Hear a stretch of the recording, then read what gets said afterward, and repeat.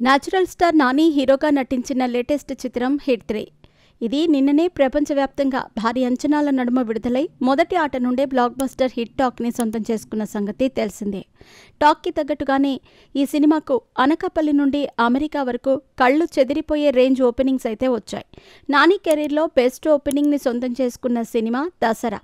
మళ్ళీ ఈ సమయంలో దసరాని మించిన ఓపెనింగ్స్ని సొంతం చేసుకుందంటూ ట్రేడ్ పండితులు చెబుతున్నారు. నిన్న సక్సెస్ మీట్లో కూడా నైజాం ప్రాంతం డిస్ట్రిబ్యూటర్ దిల్ రాజు ఈ సినిమా అన్ని ప్రాంతాల్లో దసరాని కొల్లగొట్టిందని చెప్పుకొచ్చాడు.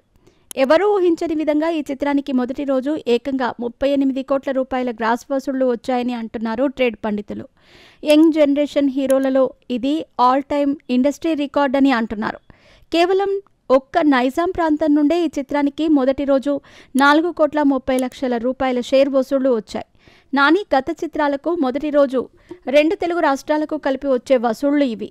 అదేవిధంగా ఉత్తరాంధ్ర ప్రాంతంలో ఏకంగా 1,45,00,000 రూపాయల షేర్ వసూళ్లు వచ్చాయి.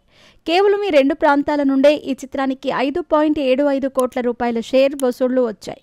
ఇక తెలుగు రాష్ట్రాల్లోని మిగిలిన ప్రాంతాలను కూడా కలిపి చూస్తే మొదటి రోజు షేర్ 15 కోట్ల రూపాయలకు పైనే ఉంటుంది.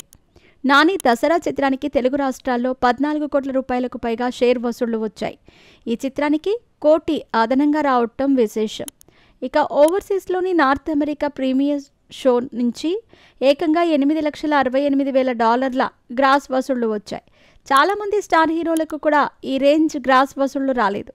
కేవలం నార్త్ అమెరికాలో మాత్రమే కాదు, ఆస్ట్రేలియా, బ్రిటన్, గల్ఫ్ మరియు ఇతర దేశాల్లో కూడా ఈ చిత్రానికి సెన్సేషనల్ ఓపెనింగ్స్ వచ్చాయి.